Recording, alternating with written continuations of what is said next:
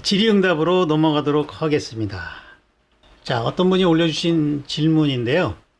긍정적이든 부정적이든 연예인 조영남의 미술 활동이 인구에 회자되고 있습니다. 물론 그에 대한 평가도 엇갈리고 있는 상태입니다. 선생님은 비평가로서 학자로서 미술 창작을 하고 있는 저희들과는 달리 조영남 현상에 대하여 이성적 평가를 할 수 있는 입장에 서 계시다고 보는데, 조영남 작품 활동에 대하여 어떠한 평가를 내릴 수 있는지가 궁금합니다. 비평가로서의 선생님의 솔직한 발언은 많은 미술인들의 혼란한 판단을 정리하는 데 큰 도움이 되어 주리라고 믿습니다. 선생님의 의견이 진심으로 궁금합니다. 그냥 궁금하다고 쓰면 그냥 넘어가려고 했더니 진심으로 궁금하다 해가지고 한번 다룰 필요가 있다는 생각이 들었어요. 벌써 이 조영남 대작 사건이 터진 지가 한참 지났는데도 아직도 이 문제를 질문하는 사람들이 많고, 미술계에서도 아직 잘 정리되지 않은 부분이 있는 것 같아서 저도 뭐 비평가의 한 사람으로서 저의 그 미학적인 입장을 밝힐 필요가 있다고 생각이 돼서 한번 다뤄보도록 하겠습니다. 뭐 잘 아시다시피 조영남 씨는 알만한 사람을 다 아는 한국의 인기 가수이고, 뭐 화가로서 활발하게 활동하고 있는 그런 분인데, 이분을 둘러싼 논란은 크게 보면은 이제 미술을 전공하지 않은 사람이 본인의 유명세를 이용해 가지고 미술판을 흐리고 있다는 그런 곱지 않은 시선이 있고, 또 하나는 이제 지난번에 그 크게 이슈가 된 것처럼 그 대작 문제죠. 대작 문제. 저는 먼저 그 이분이 미술을 전공하지 않았다는 그 점은 뭐 문제가 안 된다고 봐요. 사실 뭐 백남준도 도쿄대 미학과를 나왔지만 논문이 그 쇤베르크에 관련된 논문이거든요. 그 음악이죠, 음악. 음악가에 가깝다고 할 수가 있고, 뭐 그 밖에도 뭐 미술사를 보면은 미술을 전공하지 않은 사람들이 대가가 된 경우가 많거든요. 그 부분을 가지고 뭐 이야기하는 거는 바람직하지 않다고 생각이 되고요. 그리고 인기 연예인이라는 이유로 명성을 이용해 가지고 뭐 작품을 판매하고 있는 점은 작품성이 좋은데도 이제 명성이 없어 가지고 소외된 작가들한테는 박탈감과 좌절감을 줄 수가 있죠. 근데 뭐 그것도 뭐 우리나라 그 대중들의 그 수준의 문제가 있고 해서 바람직하지는 않지만 뭐 어쩔 수 없는 지점이 있고 뭐 해서 뭐 그 점을 뭐 저는 뭐 비판하고 싶지는 않습니다. 조영남 씨에 대한 그런 부정적인 그 선입견들을 배제하고 순수하게 어떤 예술성과 그 미학적 관점에서 이번 그 대작 사건을 다뤄볼 필요가 있다는 생각을 했습니다. 조영남 씨는 이제 자신의 작품이 이제 팝아트라고 주장하고 있고, 앤디 워홀 같은 그런 팝아트 작가들도 다 조수를 쓰고 있고, 현대미술에서는 이제 창의적인 아이디어가 중요하기 때문에, 비록 조수를 썼어도 100% 내 작품이고, 내 새끼들이고, 내가 창작한 것이다 라고 그런 주장을 펼쳤죠. 그래서 이 문제를 다루려면은 먼저 그 조영남 씨의 작품이 본인 말대로 진짜 팝아트인지 그걸 살펴볼 필요가 있고, 그러려면 이제 팝아트의 결정적인 특징이 뭔지 이걸 한번 알 필요가 있는 거죠. 자, 팝아트가 나오게 되는 거는 1950년대에 이제 추상표현주의가 유행했을 때거든요. 추상표현주의라는 것은 그 작가의 그런 아우라와 어떤 고급 예술을 추구하면서 이제 추상으로 가는 건데, 이게 이제 1950년대에 인기를 얻다 보니까 저런 그 잭슨 폴록식의 그 액션 페인팅이라든지 또는 뭐 마크 로스코식의 생면 추상이 이제 타락을 하게 되는 거죠. 이제 항상 새로운 예술이 나올 때는 저항으로서 나오기 때문에 거기에 그 의식이 들어가지만 저게 이제 컬렉션의 대상이 되면은 판매를 생각하면서 그림을 그리게 되기 때문에 그냥 뭐 물감을 저렇게 뿌려대고 돈을 계산하는 그런 식으로 타락을 하게 되는 거죠. 그러니까 이러한 추상표현주의의 그런 타락에 맞서가지고 여기에 이제 도전을 하는 사람들이 로버트 라우센버그하고 이제 제스퍼 존스 같은 이런 작가들이라고요. 그래서 이제 추상표현주의에 도전하는 전략은 일상적인 거를 가져오는 거예요. 침대포라든지 저렇게 깃발 같은 일상성을 끌어들여가지고 일상적인 것들은 비개성적인 구조를 갖고 있잖아요. 그거를 어떤 개성적인 화필로 그리는 거예요. 그러면 이제 일상적인 사물도 아니고 또 완전 추상도 아니고 이제 새로운 사물의 정체성을 부여받게 되는 거죠. 근데 이런 방식으로 어떤 추상표현주의에서 빠져나오자 했다. 그러니까 대중적인 이미지를 통해서 추상성을 전복하고 그 동시에 추상표현주의 아우라의 부분을 포기하지 않는 거예요. 약간 그 절충적이면서 통합적인 방식인데, 예를 들어서 오른쪽에 있는 이 제스퍼 존스의 그 작품을 보면은 저걸 탁 보면은 저게 청죽이잖아요. 누구나 다 알고 있는 일상에서 흔히 볼 수 있는 그런 사물인데 저걸 자세히 저렇게 들여다보면은요 이렇게 돼 있다고요. 어떤 붓질이 느껴지는 거거든요. 이 제스퍼 존스가 이제 추상표현주의의 그 아우라의 부분을 포기하지 않기 위해서 안료를 밀랍에 섞어가지고 칠하는 그 나파법이라고 그러는데 그런 방식으로 이제 두터운 어떤 질감을 만들어내고 자세히 보면은 저런 그 터치에서 오는 그 아우라가 느껴지는 거거든요. 그래서 이 비개성적인 구조와 개성적인 필치를 공존시키는 전략으로 평범한 사물을 숭고한 대상으로 만들고자 했다. 얼핏 보면은 평범한 깃발이지만 이렇게 확대해서 자세히 보면 추상미술처럼 보이잖아요. 이것이 이제 이분들의 방법이었고, 이런 작가들을 미술사에서는 제스퍼 존스나 이제 라우센버그의 이런 작품을 네오다다라고 불러요.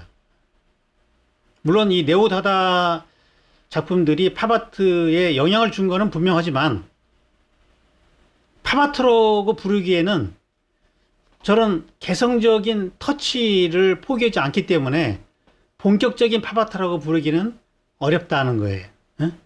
이분들의 작품을 왜 네오다다라고 부르느냐? 다다이즘이 1차 세계대전 직후에 마르셀 듀샹을 중심으로 일어나잖아요. 이 듀샹의 이런 작품들은 기존의 어떤 예술의 전통을 완전히 해체하고 전복하기 위해서 기성품을 가져온 거거든요. 그러니까 이거는 어떤 미학적인 의미가 전혀 없어요. 그냥 해체라고요, 해체.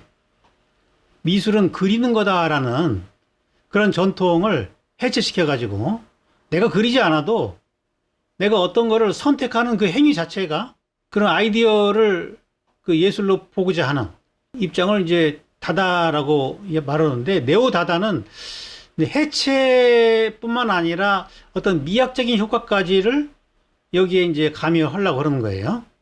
그래서 뭐 이런 식으로 추상표현주의 갖고 있는 그 아우라의 표현을 포기하지 않고 있다는 거죠. 자, 제스퍼 존스의 네오다다식의 작품이에요. 이 관역도 마찬가지죠. 관역도 흔히 볼 수 있는 일상적인 이미지지만 자세히 보면은 이게 붓질이 다 느껴져요. 이 붓질을 한다는 거는 작가의 호흡이 들어간다는 얘기거든요. 그 아우라가 들어간다는 얘기예요. 이 둘을 다 잡겠다는 얘기입니다. 오른쪽은 이제 숫자잖아요. 숫자도 아주 그 일상적인 누구나 다 알고 있는 그런 거지만 거기에다가 저렇게 추상적인 붓질을 가한다는 얘기예요. 이게 이제 네오다다고, 그러다가 1960년대에 오면은 이제 팝으로 이게 넘어가는 거예요. 네오다다와 팝이 같은 건 아니라니까요. 팝에서는 완전히 개성적인 제스처적인 필치가 완전히 빠져버리는 거예요. 그래서 기계적인 것으로 나가고자 한 거죠. 이게 이제 팝아트거든요. 그러니까 팝아트의 결정적인 특성은 바로 이 기계성이 있어요. 이 기계성을 드러내기 위해서 앤디 워홀은 저걸 그리지 않고 실크 스크린으로 찍어내는 거예요. 기계를 이용해서 찍어내는 거라고요. 그러면서 앤디 워홀이 뭐라고 얘기를 하냐면은, 내가 그림을 이렇게 그리는 이유는 기계가 되고 싶기 때문이다. 모든 사람들이 똑같아진다면은 멋질 것이라고 생각한다. 나는 모든 사람들이 기계가 되어야 한다고 생각한다. 이거는 추상표현주의의 그런 아우라를 완전히 빼내겠다는 거예요. 그 기계성에 의존해가지고 미술의 판을 한번 바꿔보겠다는 그런 그 전복적인 개념이라고요. 그러니까 이런 생각을 가진 사람이 회화적인 그런 터치를 가하면은 안 되겠죠. 개념이 이렇게 잡혀 있으니까. 뭐 앤디 워홀은 뭐 현대 산업사회의 하나의 특징을 이렇게 뭐 볼 수도 있고, 미국 사회가 뭐 산업화되면서 기계적인 특성이 강해지잖아요. 사회 전체가 획일화되고, 뭐 그런 좋게 말하면 평등 정신이죠. 그런 평등 정신으로 그 기존 기득권 세력의 그런 폭력에 저항하는 방식이거든요, 이게. 그래서 워홀이 이제 슈퍼에 있는 브릴로 상자를 목수한테 시켜가지고 저 나무 판을 만들게 하고, 그 위에다가 이제 색을 칠한 후에 실크 스크린으로 상품 로고를 찍어서 만든 거거든요. 그러니까 이 기계성을 위해서는 가급적 이 제스처적인 붓질을 안 해야 되는 거라고요. 이게 개념이라고요, 팝아트에.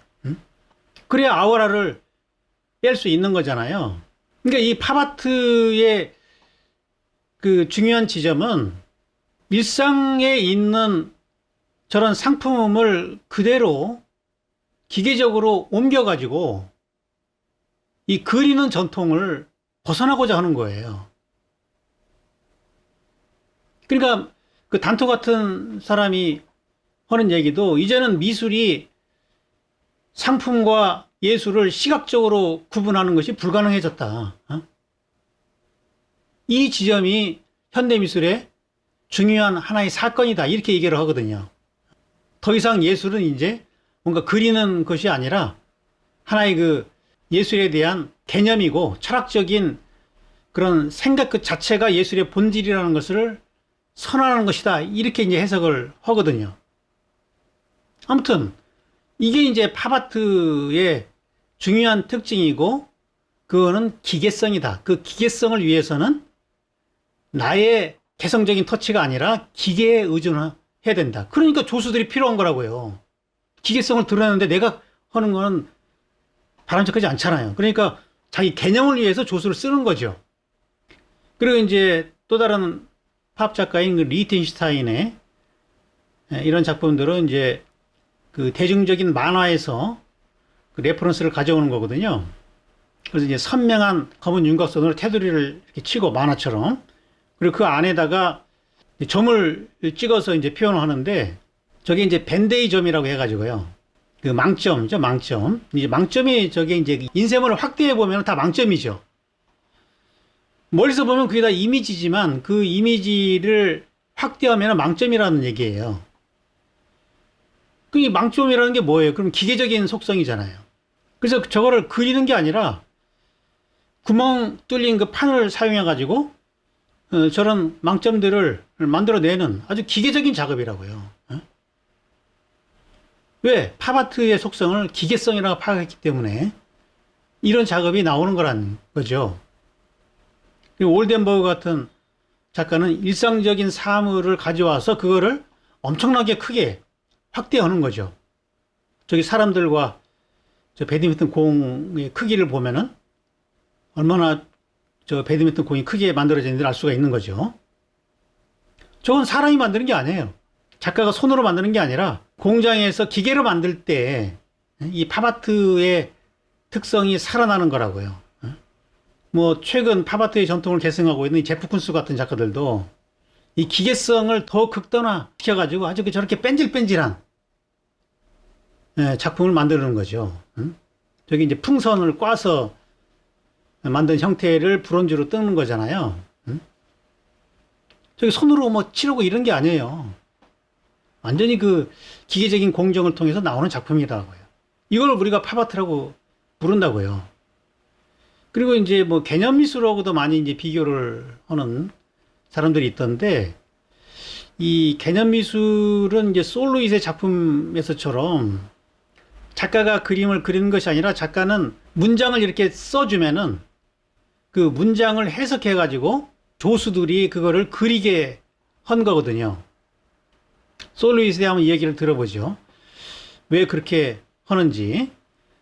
물리적인 물질들을 갖고서 작업하는 것보다는 그것을 발생시키는 개념 자체가 훨씬 중요하다. 나의 작업에 있어서 아이디어와 개념은 가장 중요한 요소다. 그 아이디어와 개념을 중시하다 보니까 그걸 더 강조하려면 다른 사람이 그거를 대신하고 나는 아이디어와 개념만 낼 때 자기가 말하고자 하는 그 주제가 극대화되는 거잖아요. 그래서 저 그림에 대한 문장을 써주면은 그 문장을 해석해서 저 조수들이 그림을 그리는 거예요. 이게 개념 미술이거든요. 예? 근데 이제 조현남 씨의 작품은 그런 팝아트나 개념 미술이라고 보기 어려운 지점이 있어요. 왜냐하면은 조현남 씨의 이런 그 태극기를 보면은 이게 소재는 물론 이제 그 일상에서 가져온 거지만 그거를 표현하는 방식이 기계적인 것이 아니라 손으로 그리는 방식이거든요. 그러면 어떤 터치에서 오는 그 아우라를 포기하지 않는다는 건데, 그렇다면 이거는 팝이 아니라 네오다다라고 볼 수 있어요. 네오다다. 네오다다에 가깝다. 오른쪽에 있는 제스퍼 존스의 이런 성조기와 같은 개념이란 얘기예요. 개념적으로 볼 때. 자, 왼쪽에 있는 작품인 제스퍼 존스의 작품이고, 오른쪽에 있는 작품이 조현남 씨의 작품인데, 자, 제스퍼 존스는 이제 숫자를 가지고 이제 저렇게 회화적인 표현을 한 거거든요. 숫자라는 것은 일상적인 거지만 그걸 표현하는 방식에 있어서는 표현주의적인 터치를 가하고 있다. 그리고 조현남 씨는 화투라는 일상적인 소재를 가져오지만 그거를 기계적으로 하는 것이 아니라 손으로 그리는 방식으로 표현하고 있다는 얘기예요. 그러니까 메커니즘이 같기 때문에 이거는 팝이 아니라 네오 다다에 해당한다. 정확히 보면은 이제 그렇게 볼 수 있다는 거죠. 일상적인 걸 가져온다고 해서 다 팝이 되는 건 아니다라는 얘기예요. 팝의 가장 중요한 특징은 저는 터치에서 오는 그 아우라의 부분을 완전히 제거하는 데 있는 거거든요. 기계적으로 가는 거예요. 그러니까 이런 그 조현남 씨의 팝아트는 팝아트를 지향하지만 그런 팝의 어떤 신도시라기보다도 구도시, 프리팝 정도 되겠죠. 프리팝. 팝이 나오기 그 직전에 나오는 그 양식이다. 이렇게 볼 수가 있고, 대중성과 개성적인 아우라를 공존시키는 이런 개념이기 때문에 여기에서 이 다른 사람한테 맡기는 거는 부당하다. 팝처럼 개념적인 아우라를 완전히 제거하려고 그런 의도를 갖고 있으면은 굳이 저걸 그릴 필요가 없는 거라고요. 인쇄로 찍으면 되는 거지. 조현남 씨는 개념의 완성을 위해서 조수를 쓴 것이 아니라 자기 작품의 수요가 많기 때문에, 근데 본인이 다 그릴 수 있는 시간은 부족하고 그래서 조수를 쓴 거죠. 그거는 판매를 위한 것이지 개념을 위한 것이 아니란 얘기예요. 요게 이제 발단이 된 작품인데, 왼쪽에 있는 요 작품이 조현남 씨가 그린 거예요. 이거는 실제 화투를 뭐 붙이고 또 뭐 그리고 해가지고 조그맣게 만든 건데, 이거를 이제 조수한테 줘가지고 이제 크게 이렇게 그려오게 한 거죠. 그리고 조현남 씨가 한 거는 요 위에 덧칠 좀 살짝 하고, 그리고 이 사인, 글씨를 쓴 거거든요. 비슷한 작품을 이렇게 조수한테 그려오려 해가지고 한두 점이 아니더라고요. 사인 보니까 다 다르더라고요. 그리고 이거를 이제 현대미술에서는 개념이 중요하다. 아이디어가 중요하기 때문에 이거는 내 작품이다. 이렇게 얘기를 하는데, 그래서 한 점당 10만 원씩 해가지고 이걸 몇백만 원에 팔았다는 얘기예요. 예? 근데 1억 5천만 원을 이제 벌었다는 것이 이제 문제가 된 지점인데, 이렇게 되면은요, 많은 문제들이 생기는 거예요. 이거를 현대미술의 특징이니 개념미술에서는 아이디어가 중요하니 이런 말을 하면 안 된다는 얘기예요. 왜냐하면은 이거를 우리가 용인하다 보면은 무슨 문제가 생기냐면은, 응? 이 위에 있는 거는 청정 이상범의 작품이고 밑에 있는 작품은 모작자로 많이 알려진 이 권모 씨가 그린 건데, 이분이 그린 이상범의 작품은 구분하기 힘들어요. 같이 놓고 봐도 식별이 어려워요. 그러니까 이런 조수 써가지고 그러면은, 에? 그림 그려와라 해가지고 다 자기 사인 해가지고 판매하면 그래도 문제 없는 건가요? 이것도 아이디어는 독창적이라니까요. 에? 산수화의 역사에서 이렇게 산수화를 그린 작가가 없잖아요. 에? 사실 모든 작품이 어떻게 보면 다 독창성이 있는 거죠. 그러면 그 아이디어가 자기 거라 해가지고 이 작품을 그대로 복제하게 해가지고 자기가 사인만 해가지고 판매할 수 있냐는 거죠. 응? 자, 요 책이 이제 국전도록인데, 국전도록의 가운데 있는 요 작품이에요. 1963년도 국전도록에 요 작품이 조순자라는 이름으로 입선을 했어요. 근데 이제 요 조순자라는 분은 소정 변관식의 이제 제자였고, 자기 선생의 요런 그림을 보고 흉내를 낸 거죠. 근데 이제 이 작품을 이제 여기 순자라는 사인을 자르고 이제 나중에 소정 변관식이 돌아가신 다음에 판매를 한 거예요. 근데 이제 그 작품이 국립중앙박물관의 그 도록 표지에 나오면서 소정 변관식의 가장 대표작으로 이 소개가 됐어요. 유홍준 씨가 기억을 한 그 전시에 이 작품이 소정의 대표작으로 나왔다는 얘기죠. 그러면 이건 제자들이 이 스승의 작품을 보고 그린 거를 선생이 자기 사인을 해가지고 판매해도 된다는 그런 얘기잖아요.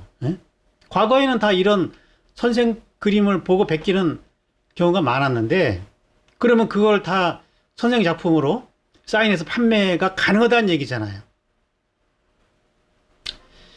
팝아트나 개념미술에서는 그런 기계성이라는 개념을 위해서 조수를 용인하는 것이지, 조현옥 씨의 경우는 개념을 위해서가 아니라 돈을 위해서 한 거기 때문에 그거를 현대미술의 특징이라고 말하면 안 된다는 얘기입니다.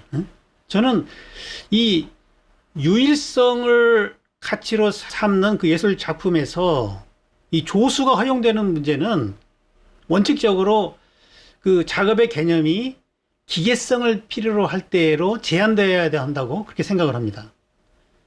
뭐 예를 들어서 뭐 조각이라든지 설치를 할 때 그런 기술적인 부분들이 있잖아요. 또 회화에서도 뭐 캔버스를 짜고 뭐 백칠을 하고 그런 단순 노동적인 그런 부분들은 그거는 좀 뭐 기계적인 부분이 있기 때문에 그거는 용인할 수 있다는 거죠. 뭐 또 포토샵을 이용하는 것도 마찬가지고 그 기계적인 부분을 이용하는 거잖아요. 그런 부분은 가능하다는 얘기예요.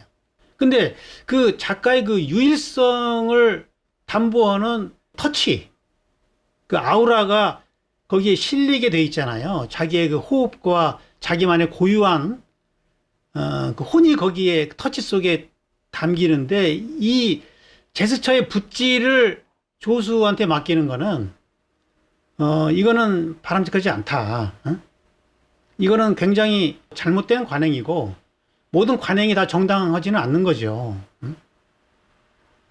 뭐 조수를 쓴 것을 알렸느냐 안 알렸느냐 이 문제가 아니라 작품의 개념이 기계성을 필요로 하느냐 아니면 아우라를 중시하느냐의 문제지, 뭐 조수를 알렸냐 안 알렸냐 그 문제가 중요한 게 아니라는 얘기죠. 근데 실제로는 그 작품이 잘 팔리는 작가들은 그 아우라가 중시되는 작품에서도 조수를 많이 써요. 이게 이제 관례인 거는 저도 잘 알고 있고, 뭐 지금 이 순간에도 많은 작가들의 이름이 떠오르지만 뭐 그거는 밝히지는 않겠습니다. 근데 뭐 그 조수들이 다 또 이 얘기를 하고 돌아다녀요. 그래서 결국 다 알게 되는데 조현합 씨의 그 대작 사건이 터졌을 때 일반인들이 놀라는 걸 보고 저는 좀 놀랐어요.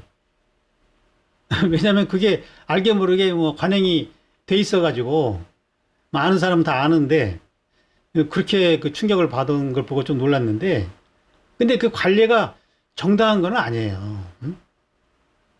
뭐 그렇다고 그거를 법적으로 처리하는 것도 조금 문제가 있어요. 그건 뭐 정당해서가 아니라 그런 기준으로 이 죄를 물으면은 이 감옥이 부족해요. 너무 많은 사람들이 관여되어 있기 때문에 응? 그걸 식별하기 또 미미하거든요. 현대인들이 겉으로는 좀 정상처럼 보여도 알고 보면 환자들이 굉장히 많거든요. 응? 그거 알면 우리 놀랄 수 있죠. 정상인 줄 알았더니 다 저렇게 문제가 많아? 그렇다고 해가지고 정신병의 기준을 강화해가지고 그 사람들을 다 정신병원에 쳐놓으면은 응? 이 병원이 부족하다니까요. 사유가 안 들어가요. 그렇게 되면은. 그래서 조현암 씨 사건도 그냥 도덕적인 비난 정도로 그치는 게 맞다고 생각하지만 본인도 자신의 행동에 대해서 자꾸 그 정당성을 피력하기보다는 미술계에 대한 그 미안하고 부끄러운 마음을 가질 필요가 있다. 그렇게 생각을 합니다. 조현합 씨가 그렇게 궁핍한 분이 아니잖아요. 뭐 살 만큼 사시는 분이고 왜 그런 짓을 하냐는 거죠. 팔기 위해서. 그분이 뭐 취미로 하지 않고 미술계에 정식으로 한번 뭐 도전해보겠다. 그건 좋다는 거죠. 그렇다면 진지하게 그 작품 세계에 대해서 고민하고 한 점을 그리더라도 좋은 작품을 남기려고 해야 되는 거죠. 저는 이 조현아 씨 작품을 그래도 어느 정도 그 포지션이 되는 작가라고 생각해요. 전공한 작가도 그렇게 포지션이 잡히기가 쉽지 않거든요. 근데 딱 보면은 저건 조현아 씨 작품이라는 걸 알 수 있잖아요.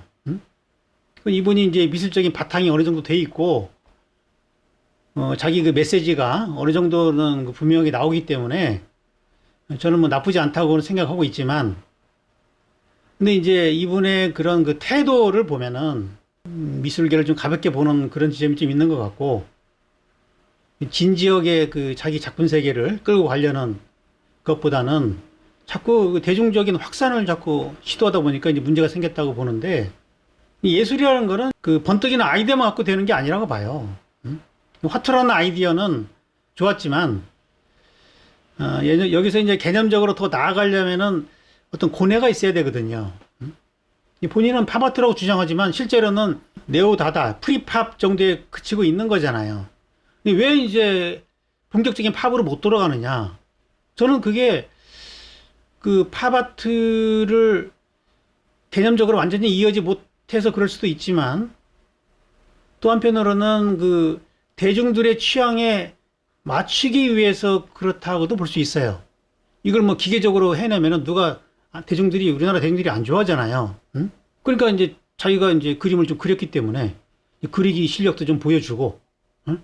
일상적인 소재를 가져와서 뭐 화투라는 그 한국적인 그런 소재를 가져와서 한국적인 팝을 해보겠다 뭐 이런 생각을 갖고 있는 건데 근데 이제 그 팝아트가 유행한 지가 1960년대고 지금은 21세기라고 말이죠. 21세기에 팝을 하려면은 앤디 워홀 이후에 팝이 어떻게 앞으로 가야 되는가?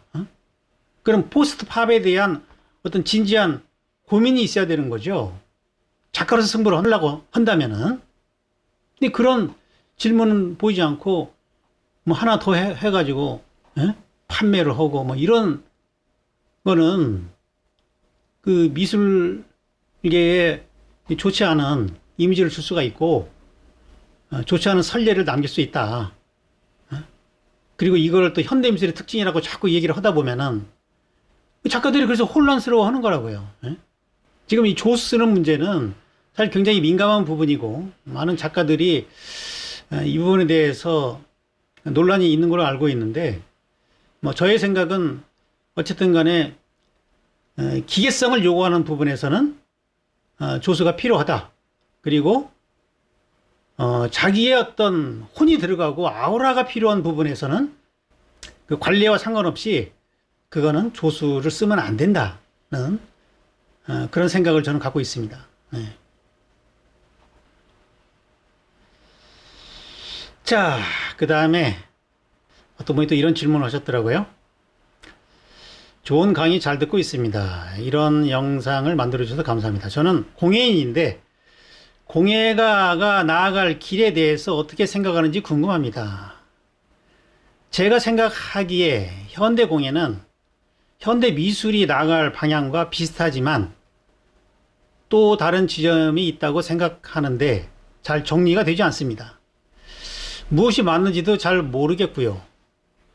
옛 것을 기술적으로 답습하는 것과 내 생각, 동시대를 표현하는 것 모두 중요한 것 같은데 어느 정도의 비중으로 각각을 생각해야 하는지가 항상 고민입니다. 공예가 나아갈 방향 같은 강의도 하나 해주셨으면 좋을 것 같습니다. 네. 전공이 뭐 어느 쪽인지는 제가 잘 모르겠는데, 공예나 이제 디자인 또는 뭐 건축 같은 장르는 그 제작의 목적이 실용성을 전제로 하기 때문에 순수 예술이 아니라 응용 예술로 그렇게 분류를 하고 있죠. 근데 사실 순수 예술이라는 말은 이 근대 이후에 이 모더니즘에 오면서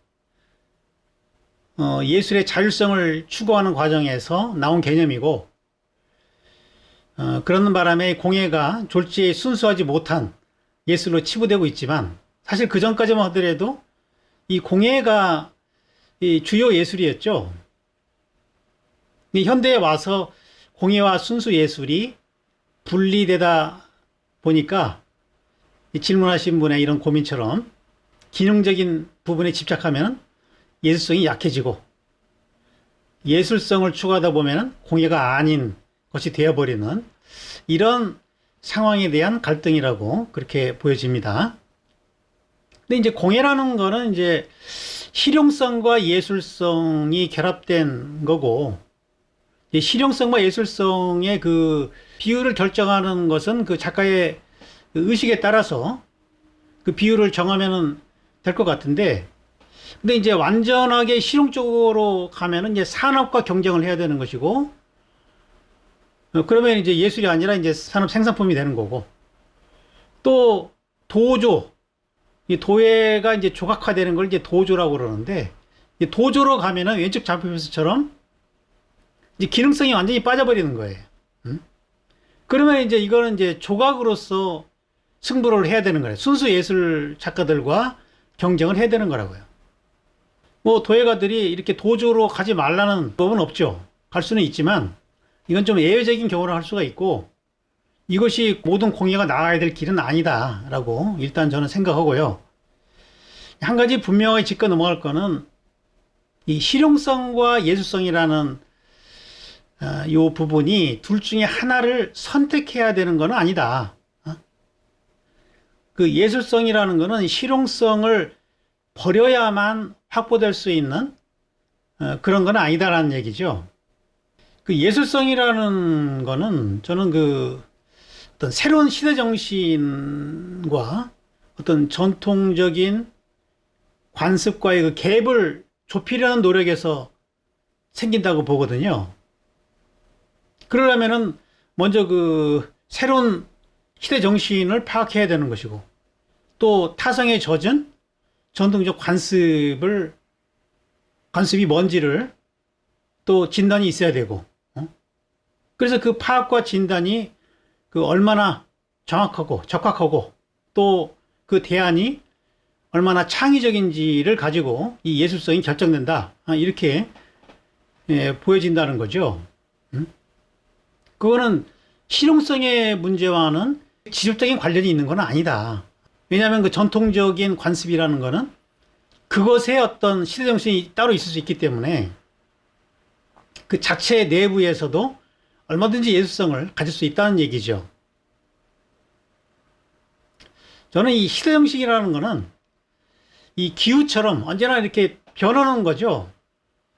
이 봄의 정신이 어떤 만물을 깨어나게 하고 여름의 정신이 만물을 저렇게 무성하게 만들고 또 가을의 정신이 만물을 물들고 열매하게 하고, 또 겨울의 정신은 또 만물의 본질만 남기게 하는 이런 그 정신이 모든 양태들을 지배하고 변화시킨다는 얘기죠. 근데 단풍나무가 가을에 물들지 못하고 매화나무가 봄에 꽃을 못 피운다면은 그건 죽은 거죠. 인간의 문화도 그런 시대정신의 변화에 적응을 해야 살아남을 수 있다는 얘기죠. 가령 뭐 패션의 예를 들면은 겨울이 되면은 몸의 체온을 보존할 수 있는 그 방안의 기능이 있는 옷이 필요한 거잖아요.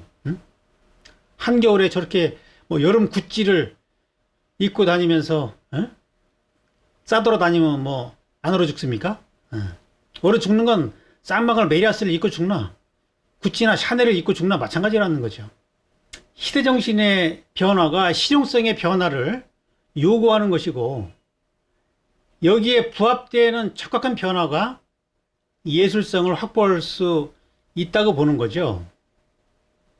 그래서 공예나 디자인, 건축 같은 그런 장르의 예술성은 실용성을 버리는 것이 아니라 실용성을 시대 정신에 부합되게 변화시키는 거라는 거죠.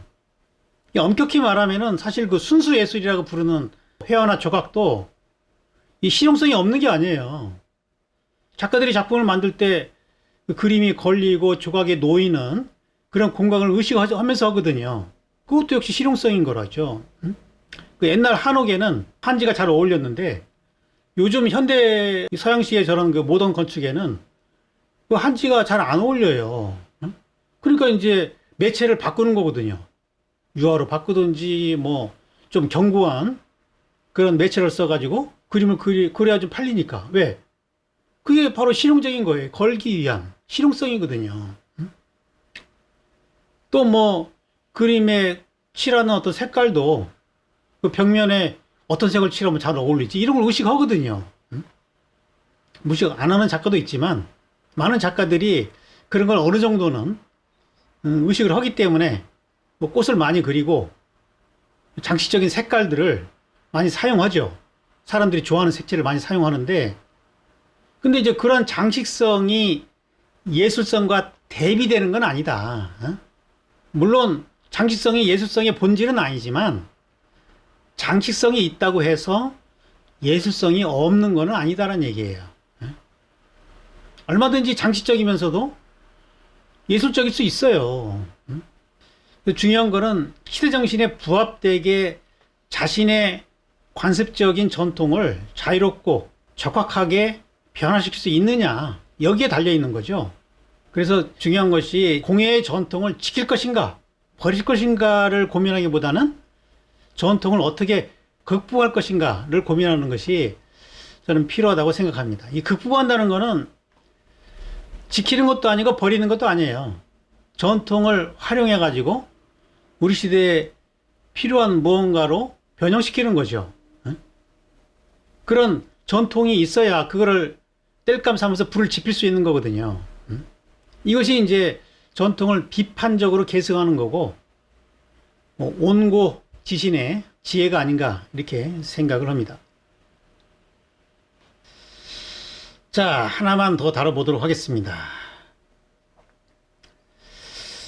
제가 지난번에 현대미술과 비평의 기능을 통째로 부정하는 댓글에 대한 답변이라는 내용을 올렸더니 모처럼 그 댓글창이 뜨겁게 달아올라가지고 100개가 넘는 댓글들이 올라와가지고 활발한 논쟁이 일어났는데, 제 의견을 뭐 공감하든 뭐 비판을 하든 뭐 논쟁을 통해서 뭐 사유를 하게 되는 거고, 그러다 보면은 자기 생각도 정리가 되는 거기 때문에 건전한 논쟁이라는 것은 예술계가 성숙해지기 위해서 뭐 필요한 과정이라고 저는 생각합니다.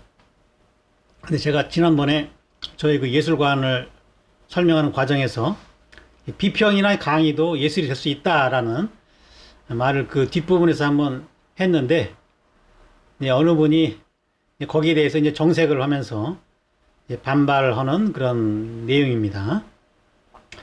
최광진 미학자의 의견도 다 공감이 가는데, 단 하나 반론의 여지가 있는 건 최소한 저는 비평은 예술이 아니라는 겁니다. 비평가가 스스로 예술가라고 생각하고 비평이 예술이라고 하는 순간 그건 예술가를 의식적으로 폭행하고 일반 대중 감상자들의 생각의 폭을 좁히는 결과를 낳게 됩니다. 논리적으로 잘 설명하시다 종반에 감정적인 최광진 미학자의 표현이 상당히 거슬렸습니다.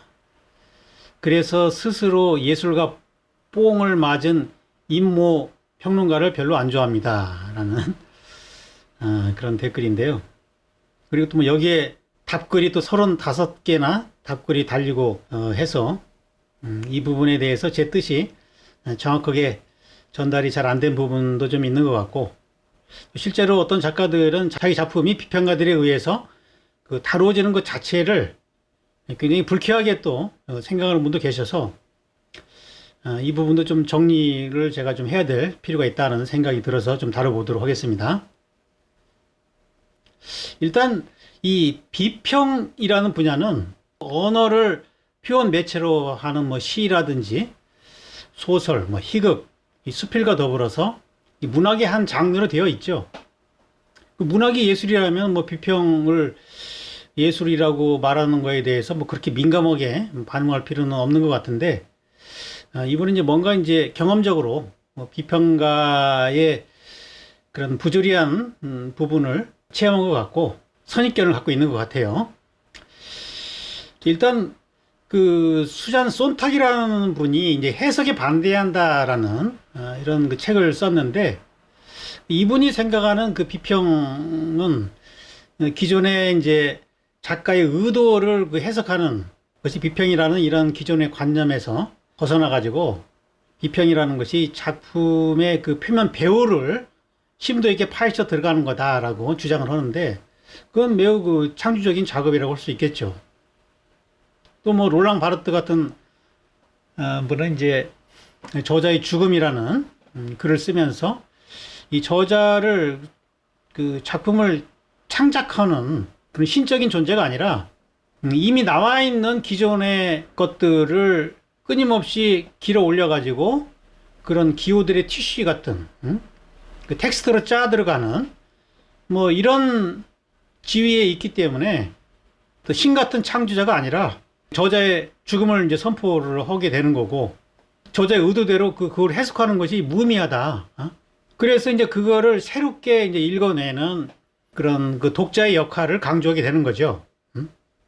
이건 뭐 바르트뿐만 아니라 이제 푸쿠오 같은 후기 구조주의자들의 어떤 공통된 입장이고, 그 작가라는 그 신화에서 벗어나서 그걸 새롭게 읽어내는 그 독자 입장의 그 저자로 변신해야 된다고 이게 주장을 하는데, 근데 뭐 이분은 뭐 이런 어떤 비평가의 기능에 대한 문제보다도 뭐 우리 현실에서 비평가들이 취하는 어떤 폭력성에 대한 그런 비판이 아닌가라고 그렇게 생각이 돼요. 이 비평이 이제 단순하게 이제 작가의 창작 의도를 해석하는 차원에서 끝나면은 크게 문제가 안 되는데, 그 창작의 그 수준을 논하고 또 주관적으로 그 평가를 하다 보면은 그 작가와 그 비평가 사이에 그 불화가 생기는 경우가 종종 있죠. 그래서 이제 그런 부분에서 이제 이 댓글을 다신 분이 그런 비평적 기능에 대한 어떤 문제 제기를 한 것으로 저는 이해를 했습니다. 근데 이제 비평이라는 것은 하나의 그 관점을 통해서 보는 것이기 때문에 사실 뭐 주관적일 수밖에 없죠. 자기네 그 주관을 또 이렇게 절대시하다 보면은 또 이제 예술가 위에서 또 군림하려는 그런 부작용이 있을 수 있죠.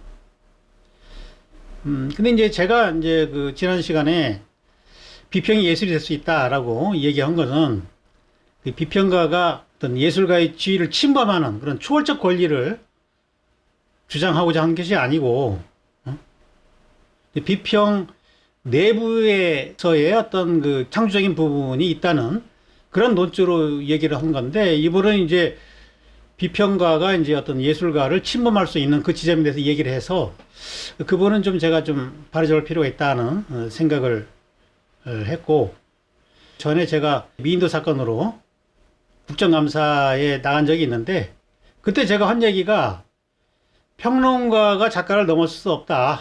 그런 얘기를 한 적이 있어요. 저희 이제 미인도 사건 관련돼 가지고 저 미인도를 이제 평론가들이 감정을 해가지고 저걸 이제 진품이라고 이제 말한 부분에 대해서 제가 이제 한 얘기인데, 저는 생존 작가의 작가를 정신병자로 취급하면서 평론가들이 더 잘 이해할 수 있다고 그 말하는 것 자체가 작가에 대한 모독이라고 그렇게 주장을 한 거죠. 이건 진위 문제가 아니라 인권 문제고, 아무리 신학을 잘 연구해도 신학자는 신을 넘어설 수 없는 거잖아요. 비평가가 작가를 아무리 연구해도 그 작가의 그 고유한 부분을 넘어설 수 없는 거거든요. 한 아이가 누구 자식이냐를 판단하는 데 있어서 그거를 가장 잘 볼 수 있는 거는 그 아이를 연구한 사람들이 아니라 그 아이를 낳은 사람이 가장 잘 판단할 수 있는 거잖아요. 이게 이제 작가의 저는 가장 고유한 권한이라고 생각하는데, 평론가들이 그거를 뒤엎으려고 했어요. 자기 안목을 기준으로 해가지고 그 작가를 자기 작품도 못 알아보는 정신병자로 취급하면서 그걸 진품이라고 주장을 했고, 또 검찰에서도 그거를 진품으로 몰고 갔다고요. 여기 제가 국정감사에서 그런 주장을 펼치고 있는 건데, 근데 이제 이분의 얘기는 화랑협회를 대표해서 오신 분인데, 이분은 뭐라고 얘기를 하냐면은 작품은 감정하는 사람에게 스스로 말을 한다. 저는 이제 평론가가 작가를 넘어설 수 없다 하는 그런 논지를 펼쳤고, 이분은 이제 작품은 감정하는 사람에게 스스로 말을 하기 때문에 감정하는 사람이 그거를 온몸으로 느껴가지고 판단을 하면은 그 작가를 넘어설 수 있다는 얘기예요.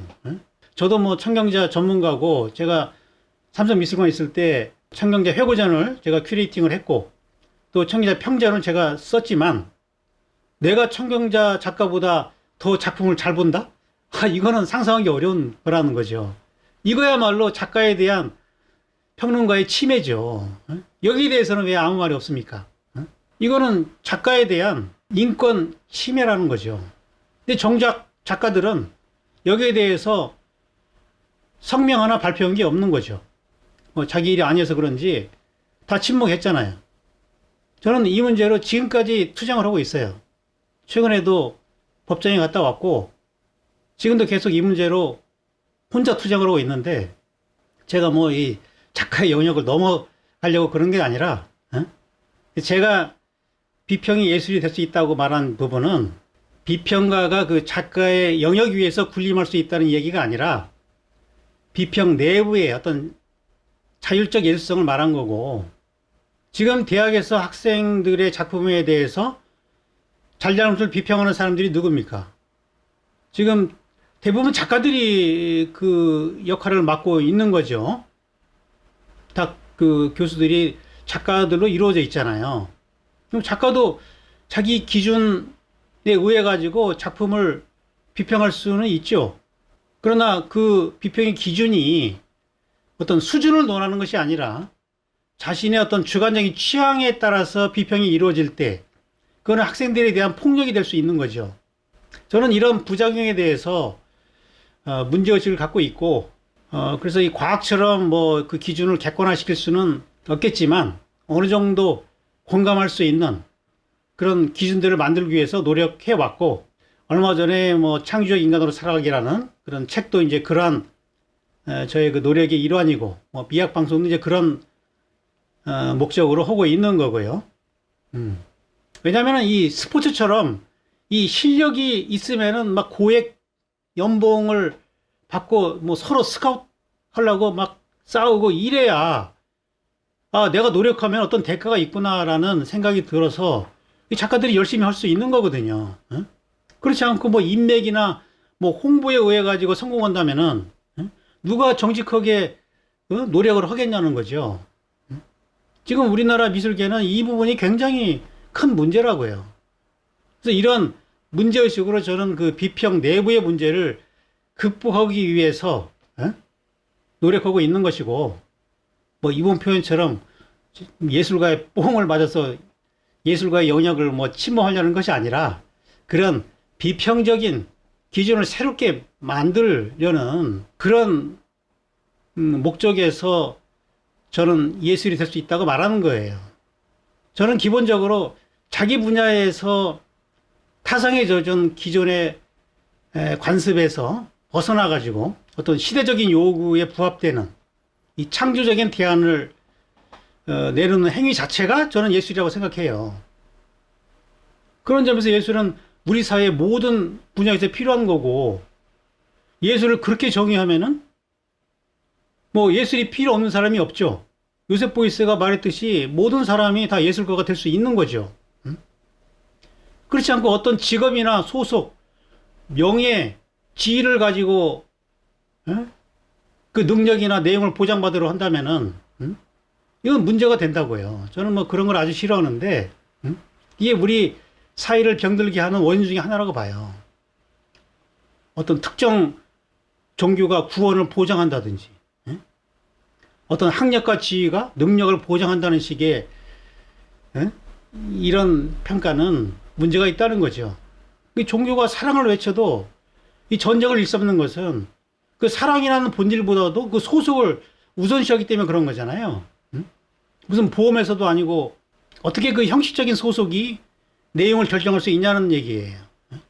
그 종교보다 사랑이 우선해야 하듯이 예술가라는 직업이 아니라 예술적으로 사는 것이 더 중요하다는 거죠. 제가 제 책 제목을 미학적 인간으로 살아가기, 예술적 인간으로 살아가기, 이런 살아가기라는 책 제목을 붙이는 것도 미학이나 예술이 전공자의 전유물이 아니라 모든 인간의 근본 윤리라는 점을 저는 말하고 싶었던 거죠. 그래서 모든 분야에서 자기 분야에 처한 문제에 타협하지 않고 그거를 극복하고자 시대정신에 부합한 창조적인 대안을 내놓을 수 있으면 모든 분야의 사람들이 다 예술가가 될 수 있는, 예술가로 존경받는 그런 사회 분위기를 만드는 것이 필요하다. 그래서 그 창조적인 예술가들이 정치, 경제, 사회, 문화 모든 분야에서 지금의 정치적 인간들을 몰아내고 우리 사회의 리더가 될 때 저는 아름다운 사회가 될 수 있다는 그런 생각을 갖고 있고요. 그것이 제가 책을 쓰고 이 미학방송을 하는 이유이고 또 도래하는 그런 문화의 시대의 시대 정신이다, 이렇게 생각을 합니다. 네. 여러분들의 생각은 어떻습니까? 뭐 질문하실 거 있으면 또 질문하시기 바랍니다. 정직하게 노력하는 교수님의 가르침으로 지금껏 정직하게 그리고 있습니다. 이 예술로 승부를 하려고 해야 되는데 예술가들이 다 뭐 딴 생각을 해요. 어떻게 홍보해가지고 어떻게 인맥을 쌓아가지고 성공할까? 이게 다 지금의 이런 부조리한 미술계의 그런 풍토 때문에 그렇게 되는 거죠. 이 비평이 죽어 있잖아요. 명쾌한 말씀 감사합니다. 선생님 이번 논쟁으로 인해서 공부하는 사람으로서 덕을 많이 보네요. 비평이 예술이었다고 봅니다. 작품의 작품 세계를 연구하는 과정과 그런 작품을 만드는 것처럼 창조적인 작업이라 생각합니다. 아니, 비평뿐만 아니라 모든 분야가 다 예술인 거죠. 습관적으로 하지 않고 뭔가 더 본질에 입각해서 창조적으로 선택할 수 있는 거는 모두가 다 예술이 될 수 있는 거죠. 그랬을 때도 그런 더 좋은 단어, 더 좋은 문장을 선택을 하고 말을 할 때도 더 좋은 단어, 더 좋은 생각을 표현하는 거. 이게 다 예술이 될 수 있는 거죠. 그래서 이 모든 사람들이 예술가가 될 때 우리 사회는 이상적인 사회가 될 수 있다고 봅니다. 뭐 정치인들이 어떤 이념을 내세워도 저는 그걸로 이상사회가 도래하리라고 생각 안 해요. 그런 이념이 아니라 자기가 주체적으로 선택을 하고 좀 더 창의적으로 살아갈 때 남의 뒷다리 안 잡고 정직하고 올바른 사회가 될 수 있다고 보는 거죠. 안녕하세요. 첫 강의를 들으러 왔습니다. 반갑습니다. 황현배님, 반갑습니다. 네, 실방으로 들으니까 또 맛이 또 있죠. 네. 버벅거리면 또 버벅거리는 맛이 있고 그렇죠.